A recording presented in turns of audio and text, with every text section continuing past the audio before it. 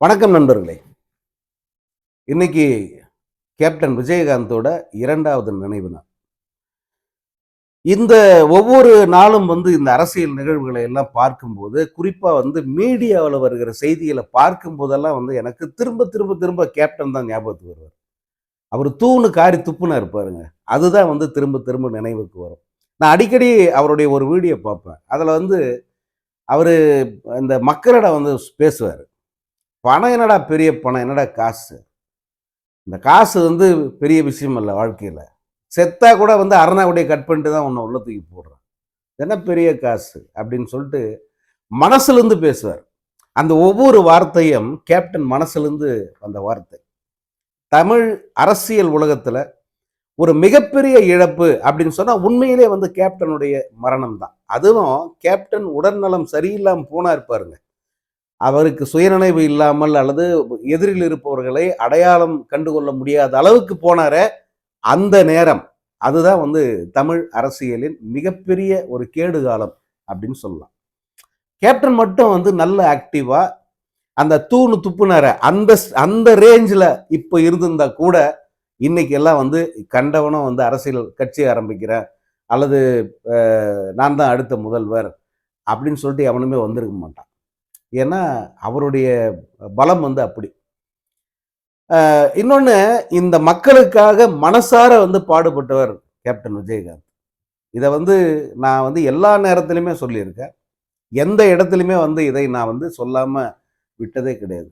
நான் எழுதும்போது, அதாவது பத்திரிகை உலகில் இணையதளத்தில் நான் ஆக்டிவா இருந்த அத்தனை காலத்தில் தொடர்ச்சியாக கேப்டனுடைய அரசியல் எப்படிப்பட்டது, கேப்டன் எப்படிப்பட்டவர், இதை நான் தவறாம பதிவு பண்ணுது. ஏன்னா நான் கேப்டனை பார்த்துருக்கேன், கேப்டன் கூட பேசியிருக்கேன், கேப்டனை 2 முறை நேர்காணல் பண்ணியிருக்கேன். கேப்டன் நேரடியாகவே நிகழ்ச்சிக்கு என்னை அழைச்சிருக்கார். 2 நிகழ்ச்சிக்கு நேரடியாகவே அழைச்சிருக்கார். கண்டிப்பாக வந்துருங்க அப்படின்னு சொல்லிட்டு. அதில் ஒரு நிகழ்ச்சி நான் ஏற்கனவே சொல்லியிருப்பேன்.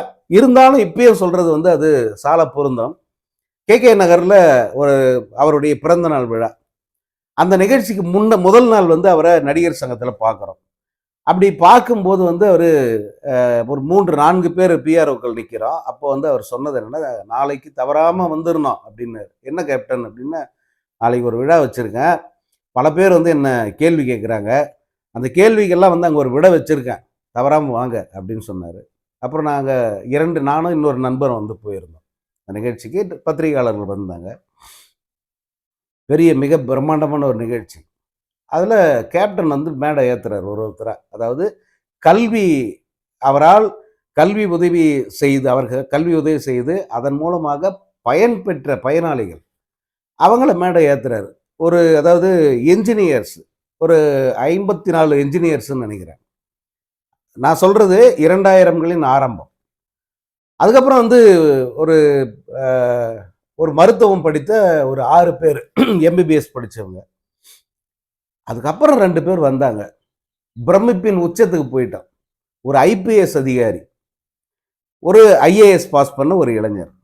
2 பேர் இவங்களை எல்லாரையும் மேடையில் ஏற்றி, "நான் யாருக்கு கல்வி உதவி செஞ்சேன், அப்படி என்ன விஜயகாந்த் செஞ்சுட்டான், யாரும் செய்யாத என்ன இவன் செஞ்சுட்டான்" அப்படின்னு எல்லாரும் கேட்குறாங்க.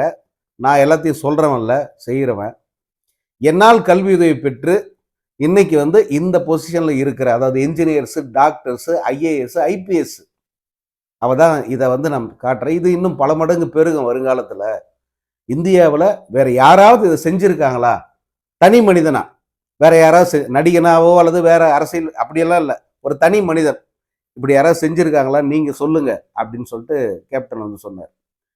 உண்மையிலேயே அந்த சாதனைக்கு சொந்தக்காரர் அவர் ஒருத்தர் மட்டும்தான். இன்னைக்கு வரைக்கும் அவர் ஒருத்தர் மட்டும்தான் இதை பகிரங்கமாக சவால் விட்டு அறிவிச்சார். அப்படிப்பட்ட ஒரு மனிதர் இன்னைக்கு அவர் இல்லை. அதே போல அரசியலே அப்படி ஒரு மனிதர் இல்லையே அப்படிங்கிற ஒரு ஆதங்கம் எல்லோருக்குமே நிறைய இருக்கு. ஒவ்வொரு நிகழ்வை பார்க்கும் போதும், அவர் பேசின ஒவ்வொரு பேச்சுக்களை கேட்கும் போதும், செய்தியாளர்களை அவர் லெஃப்ட் ஹேண்ட்ல டீல் பண்ணுவார்ல, அந்த காட்சிகளை எல்லாம் திரும்ப திரும்ப பார்க்கும் போதெல்லாம், அடடா இன்னைக்கு இல்லடா இவர் இருந்திருக்கணும், இந்த காலகட்டத்தில் அது இப்படிப்பட்ட ஒரு சூழல்ல விஜயகாந்த் இருந்திருக்கணும், இந்த பிஜேபி இந்த மாதிரியான இந்த பயலுங்கள்லாம் வந்து எந்த அளவுக்கு கதறி இருப்பாங்க. அவர் பிஜேபி கூட கூட்டணி வச்சவர் தான். ஆனா இந்த அளவுக்கு மதவாதத்தை வெளிப்படையா வந்து அப்ப அவங்க பேசல. அவர் இறந்து 2 வருஷம் ஆனா கூட ஆக்டிவா இல்லாம போனது இருக்குல்ல, அது கிட்டத்தட்ட ஒரு 4 ஆண்டு காலமா வந்து அவர் ஆக்டிவா இல்லாம போயிட்டார். அப்படி அந்த காலகட்டத்தில எல்லாம் வந்து ஆக்டிவா இருந்திருந்தா, விஜயகாந்தோட அரசியலுங்கிறது தமிழ் மக்களுக்கானதா இருந்திருக்கும். தமிழர்கள் கொண்டாடுகிற ஒரு அரசியலா வந்து அது இருந்திருக்கும். ஏதோ ஒரு வகையில வந்து இந்த தமிழ் அரசியல் உலகில் அவர் ஒரு தவிர்க்க முடியாத ஒரு சக்தியா வந்து அவர் இருந்திருப்பார். அது இல்லாம போயிடுச்சே அப்படிங்கிற வந்து ஒரு வருத்தம் அ நிச்சயமா இருக்கு. இந்த 2வது நினைவு நாளில் அவர பார்க்கறதுக்காக வந்து கூடியிருந்த அந்த கூட்டத்த வந்து பார்த்தேன். என்னடா நீங்க எல்லாம் வந்து கூட்டத்த கூட்டுறீங்க? செத்து போயிட்டான்டா அந்த ஆளு. செத்து போன பிறகு 2வது வருஷ நினைவு நாளுக்கு வந்து கூடுகிற கூட்டத்த பார்த்தீங்கன்னா, அது இருக்க ஒரு 50,000 பேர். அவ்வளோ பெரிய கூட்டத்த வந்து அவங்க கூட்டியிருக்காங்க, அந்த குரு பூஜைக்காக. அத்தனை அரசியல் கட்சி தலைவர்களும் வந்து அணி திரண்டு வந்து நிக்கிறாங்க. அ முதல்ல துண்டு போட்டுறணும்டா போய் அங்க, அப்படின்ற உணர்வு வந்து இன்னைக்கு அந்த பிஜேபி, அப்புறம் ஏடிஎம்கே இவங்களுக்கெல்லாம் இருக்கிறத பார்க்க முடிந்தது. துணை முதல்வர் உதயநிதி ஸ்டாலின் வந்து போனாரு. அப்கோர்ஸ் வந்து அவரு அந்த மரணத்தின் போதிலிருந்து அவர் வந்து எல்லாத்துக்கும் வந்து அவங்களுக்கு துணை நிற்கிறார். அரசியலை தாண்டி நீ எனக்கு சப்போர்ட் பண்ணு, கூட்டணிக்கு வா, வராம போ, அதை பற்றிலாம் எங்களுக்கு கவலை இல்லை, எங்களுக்கு இருக்கிற மரியாதையை நாங்கள் காட்டுறோம் அப்படின்னு சொல்லிட்டு காட்டி போனார். அடுத்து சீமான் வந்து பேசுனதை பார்க்க முடிஞ்சது. எனக்கு என்னமோ தெரியல, 2016 சீமான் பேசுனது, சீமான் கொடுத்த பேட்டிகள் இதெல்லாம் வந்து நினைவுக்கு வந்துருச்சு. சீமான் எந்த அளவுக்கு விஜயகாந்தை தாக்கி பேசினாரு அப்படிங்கிறதெல்லாம் வந்து மறக்க முடியாது.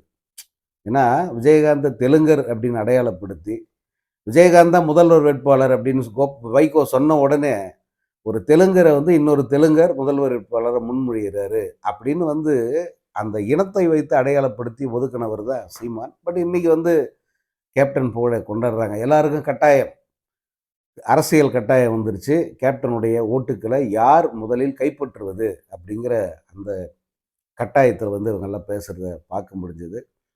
பட்டு இந்த இத்தனை ஆண்டு, அதாவது 2 ஆண்டுகள் ஆன பிறகும் கூட விஜயகாந்துக்கு கூடுகிற அந்த கூட்டம் இருக்குல்ல, அதுதான் வந்து விஜயகாந்த் எந்த அளவுக்கு உண்மையாக இந்த தமிழ் சமூகத்துக்கு வந்து அவர் உழைத்தார், எந்த அளவுக்கு உண்மையா இந்த திரையுலகில் ஒரு மிகப்பெரிய ஒரு ஆளுமையாக திகழ்ந்தார் அப்படிங்கிறத காட்டுறதுக்கு அதை இன்னொரு எக்ஸாம்பிளா வந்து பார்க்கலாம். இந்த நேரத்தில் ஒரு ஒரு முக்கியமான ஒரு விஷயத்தை வந்து பதிவு பண்ணணும்னு நினைக்கிறேன். எனக்கு வந்து பிரேமலதா விஜயகாந்த் அவங்க மேலே வந்து எனக்கு ஆரம்பத்தில் பெரிய விமர்சனங்கள் உண்டு. சொல்லப்போனால் கடுப்பாக இருக்கும் அவங்க மேடையில் பேசும்போதெல்லாம். அதாவது கேப்டன் உயிரோடு இருந்த காலத்தில் கேப்டனை டாமினேட் பண்ணுறாங்களோ, அல்லது இந்த அவரை மிஞ்சி வந்து இவங்க இதை பண்ணிக்கிட்டு இருக்காங்க, அவரது புகழை கெடுக்கிற மாதிரி இருக்கு அவருடைய பேச்செல்லாம், இப்படி வந்து நான் நினச்சிக்கிட்டு இருந்தேன். கேப்டன் மறைவுக்கு பிறகு ஒரு அவங்க ஒரு பேட்டி ஒன்று கொடுத்தாங்க. அது கூட வந்து தேவையில்லாது அப்படின்னு தான் நான் பார்த்தேன். ஏன்னா கேப்டனுக்காக வந்து இவ்வளோ பேர் வந்திருக்காங்க, 15,00,000 பேர் வந்திருக்காங்க, இது எல்லா அரசியலில் வந்து பெரிய மாற்றத்தை ஏற்படுது அப்படின்னு அதை டெத்தை வந்து அவங்க அரசியலில் மாற்றுறாங்க அப்படின்னு எனக்கு ஒரு விமர்சனம் இருந்தது. ஆனால் அண்மை காலத்தில் பிரேமலதா விஜயகாந்துடைய பேச்சுக்கள், குறிப்பாக வந்து ப்ரெஸ்ஸுக்கிட்ட அவங்க பேசுகிற விதம், இந்த மீடியாவை டீல் பண்ணுற விதம் இருக்க எனக்கு கேப்டனை தான் ஞாபகப்படுச்சு. ஒரு 2 நாட்களுக்கு முன்பு பார்த்தீங்கன்னா, இந்த கூட்டணி பேச்சுவார்த்தைகள் நடக்கும்போது வந்து ஏடிஎம்கே அணியில் பிரேமலதா விஜயகாந்த், அதாவது தேமுதிக இடம் பெறுது, அவங்களுக்கு 6 சீட்டு ஒதுக்கியிருக்காங்கன்னு உத்தேச பட்டியல் வெளியாகி இருக்கு அப்படின்னு மீடியாவில் தலைப்பு செய்தியாக போட்டாங்க. அத்தனை மீடியாவிலும் ஸ்க்ரோலிங் நியூஸ் அதுதான். கிறிஸ்மஸ் அன்னைக்கு வந்து அவங்க மீடியாவை மீட் பண்ணுறாங்க. லெஃப்ட்லேயே வந்து டீல் பண்ணிட்டாங்க அவங்க. எப்படின்னா, என்னுடைய கட்சியை பற்றி என் அனுமதி இல்லாமல் எனக்கு இத்தனை சீட்டுன்னு சொல்லிட்டு உங்களை எவன் போட சொன்னது? நான் வந்து இதை வன்மையாக கண்டிக்கிறேன், மீடியாவோட பொறுப்பற்ற செயலது, இதை வன்மையாக கண்டிக்கிறேன்னே சொல்கிறாங்க. கண்டனங்களை தெரிவித்துக் கொள்கிறேன். நீங்கள் போயிட்டு இதுக்கு மறுப்பு செய்தி போடணும். ஒரு செய்தி போடுறீங்க, அது பொய்ன்னு தெரிஞ்ச பிறகு நீங்கள் மறுப்பு போடலாம், என்ன அர்த்தம், என்ன மீடியா அது? இதைத்தான் கேப்டன் வந்து அன்னைக்கு அப்படின்னு சொல்லிட்டு அவங்க கேப்டன் துப்புனதை வந்து நினைவுபடுத்துகிறாங்க. எனக்கு ரொம்ப பிடிச்சிருந்தது. அதே போலத்தான் வந்து அவங்களுடைய பல பேச்சுக்கள் வந்து ரொம்ப பக்குவமாக மாறி இருக்கிறத பார்க்க முடியுது. அரசியலுக்காக முன்ன வந்து எப்படின்னா 2016ல் எல்லா பக்கமும் துண்டு போட்டாங்க பிரேமலதா. அப்போ கேப்டன் வந்து கொஞ்சம் இன்ஆக்டிவா இருக்காரு. இந்த பக்கம் ஏடிஎம்கே கூட பேசுறாங்க, அந்த பக்கம் டிஎம்கே கூட பேசுறாங்க, அப்புறம் பிஜேபி கூட பேசுறாங்க. இது வந்து 2016ல் நடந்தது. உங்களுக்கு ஞாபகம் இருக்கும். அப்போ மத்திய அமைச்சரா இருந்த ஒருத்தர் ஜவடேகர்னு ஒருத்தர் தெருமுனையில தெருமுனையில இன்னோவா கார்ல வெயிட் பண்ணுகிறார் விஜயகாந்த் வீட்டு தெருமுனையில. இந்த அம்மா வந்து அவங்கள பார்க்க அனுமதி கொடுக்கல. ஏன்னா இந்த பக்கம் திமுக கூட பேசிட்டு இருக்காங்க. அங்க டீல் ஓகே ஆயிடுச்சுன்னா அந்த ஆளை துரத்தி விட்டுறலாம். இப்படி ஒரு கணக்கு அங்க போயின்னு இருக்குது. அந்த அளவுக்கு வந்து அவங்க வந்து அப்ப பண்ணிக்கிட்டு இருந்தாங்க. பட் இப்போ அந்த மாதிரி இல்லாம ரொம்ப பக்குவமா பேசுறத பார்க்க முடிஞ்சது. இன்னைக்கு விஜயகாந்த் இருந்திருந்தா அரசியல்ல தேர்தலுக்கு என்ன முடிவை எடுப்பாரோ அந்த முடிவை வந்து பிரேமலதா எடுப்பாங்க அப்படின்னு தெரியுது. அது ஏடிஎம்கே கூட போறாங்களா அல்லது டிஎம்கே கூட வராங்களான்றது வேற. ஆனா அவங்க வந்து ரொம்ப ரொம்ப ஷார்ப்பா இருக்காங்க. ரொம்ப கரெக்டான ஒரு ரூட்ல போறாங்க. நான் என் கட்சி எங்க கொண்டு போய் சேர்க்கணும், என் கட்சிக்கு வந்து எம்எல்ஏக்கள் வேணும். இப்போ வரைக்கும் ஒரு எம்எல்ஏ இல்லை. கேப்டன் இருந்தப்போ வந்ததோட சரி. ஸோ என் கட்சிக்கு எம்எல்ஏக்கள் வேணும், என் பையன் எம்பி ஆகணும். இதுக்கு என்ன காய் நகர்த்தலாம், எங்க போனா சாலிடா எம்பி சீட் கிடைக்கும், சாலிடா வந்து எம்எல்ஏக்கள் கிடைப்பாங்க, அந்த அணிக்கு நான் போறேன் அப்படிங்கிறத அவங்க உறுதியா இருக்காங்க. இவங்கெல்லாம் போயிட்டு அவ்வளவு தூரத்துக்கு துண்டு போட்டாலும், கேப்டன் புகழ் பாடினாலும், அல்லது பிரேமலதாவை தன் அணிக்கு கூப்பிட்டாலும் இப்போ வரைக்கும் வந்து யாருக்குமே பிடி கொடுக்காம அவங்க தன்னுடைய கட்சியினுடைய பலத்தை முதல்ல காட்டணும் அப்படிங்கிறதுல உறுதியா இருக்காங்க. கேப்டன் நினைவு நாளில் உண்மையிலேயே பெரிய பலத்தை காட்டியிருக்காங்க. அடுத்து மாநாட்டில் ஒரு பெரிய பலத்தை நிரூபித்து காட்டிட்டு அதுக்கப்புறமா தான் வந்து அவங்க கூட்டணி பேச்சு வந்து பேசுவாங்க அப்படிங்கிறது நமக்கு தெரியுது. எதா இருந்தாலும் சரி, விஜயகாந்த் ஆரம்பித்த கட்சி அது அழிஞ்சிடுமோ அப்படிங்கிற ஒரு பயம் இருந்தது விஜயகாந்த் மரணத்தின் போது. ஆனால் இப்போ அந்த பயமெல்லாம் ஒன்றும் இல்லை. அந்த கட்சி வந்து உண்மையிலேயே இப்போ ஆரோக்கியமான பாதையில் போகுது, வளர்ச்சி பாதையில் போகுது. கண்டிப்பாக இந்த தேர்தலில் கேப்டனுடைய அந்த ஆசை நிறைவேறும் அப்படிங்கிறது நம்ம பார்க்கலாம். இது இந்த அவர் நினைவஞ்சலி செலுத்துறதுக்கு ஒருத்தர் வந்தாங்க. அப்படி வரும்போது என் மனசுக்குள்ள ஒரு காட்சி போயிடுச்சு. அதுவும் குறிப்பா சீமான் வந்து அவருக்கு மரியாதை செலுத்திட்டு மீடியாவில் பேசிக்கிட்டு இருக்கார், விஜயகாந்த் புகழ் பாடிக்கிட்டு இருக்கார். எனக்கு திரும்ப அந்த 2016 ஞாபகத்துக்கு வந்து ஒருவேளை விஜயகாந்தோட ஆவி அது மட்டும் இருந்ததுன்னு வச்சுக்கோங்களேன். நீங்க நிறைஞ்ச மனசுன்னு ஒரு படம், விஜயகாந்த் நடிச்ச படம், புல்லட் சும்மா டுட்டு டுட்டுன்னு வருவாரு, அட்டகாசமா இருக்கும். அதுல வந்து ஃபைட் எப்படி இருக்குன்னா, புல்லட்ல வருவாரு, புல்லட் அப்படி எட்டி உதச்சிட்டு அப்படியே பறந்து போயிட்டு கையில ஒரே ஒரு அறை விடுவார். ஒரே ஒரு அறை தான், அந்த அறையிலே வந்து அவன் செத்துருவான். அந்த படத்தை வேணா நீங்க பாருங்க, சமுத்திரகனி டைரக்ட் பண்ண படம். அந்த காட்சி நினைவுக்கு வந்தது. அப்படி ஒரு அறை அப்பி இருக்கும் விஜயகாந்த் ஆவி மட்டும் இருந்திருந்தா.